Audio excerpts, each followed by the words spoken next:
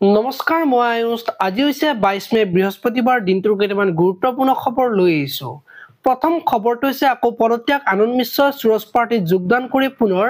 দল এৰিলে প্ৰাক্তন আইপিএছ আনন্দ মিশ্ৰই পৰৱৰ্তী খবৰটো হৈছে ৰাজস্থানত প্ৰধানমন্ত্ৰী মোদীৰ উদাত্ত ভাষণ আমাৰ সেনাবাহিনীয়ে সাহসেৰে যুঁজ দিছে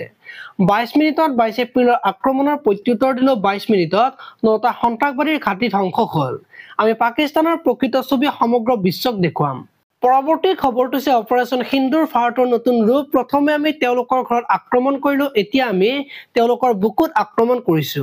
এইটোৱে নীতি আৰু কৌশল ৰাজস্থানত বিশাল জনসভা সম্বোধন কৰি প্ৰধানমন্ত্ৰী মোদীৰ মন্তব্য পৰৱৰ্তী খবৰটো হৈছে ৰাজস্থানৰ বিকানেৰত প্ৰধানমন্ত্ৰী মোদীৰ বিশাল জনসভা সম্বোধন প্ৰধানমন্ত্ৰীগৰাকীয়ে উদ্বোধন কৰিলে 103টা অমৃত ৰেল ষ্টেচন ভাৰ্চুৱেলি মুকলি কৰিলে নগাঁৱৰ হৈবৰগাঁও ৰেল ষ্টেচন পৰৱৰ্তী খবৰটো হৈছে আজি চিকিৎসালয়তে থাকিব জুবিন গাৰ্গ 3-4 দিন ধৰি অসুস্থ হৈ আছিল জুবিন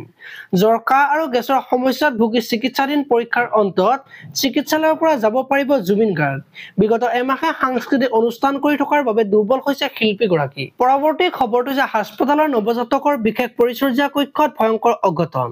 কথমোভি প্ৰাণৰক্ষা 15টি নৱজাতকৰ পৰৱৰ্তী খবৰটো হৈছে ভাৰতে যেনে পাকিস্তানৰ সন্ত্ৰাসবাদীৰ ঘাটি ক'ত আছে লুকা থাকিও ৰক্ষা নাপাব ভাৰতৰ পৰা বিদেশ মন্ত্ৰী এছ জয়শংকৰ গুৰুত্বপূৰ্ণ মন্তব্য পৰৱৰ্তী খবৰটো হৈছে দিছপুৰ আৰক্ষীৰ জিলাত 2 মহিলা ডকাইত গণেশগুৰিৰ ৰাজপথত চুৰি দেখুৱাই যুৱকৰ পৰা 2 মহিলাই লুটিলে 18,000 টকা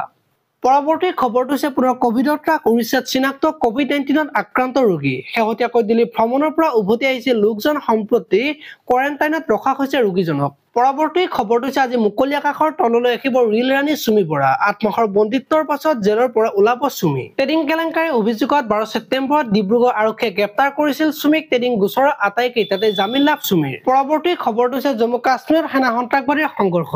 পুৱাৰে পৰা চলা এনকাউণ্টাৰত 2 সন্ত্ৰাসবাদীৰ মৃত্যু কিস্তৱাড়া জিলাৰ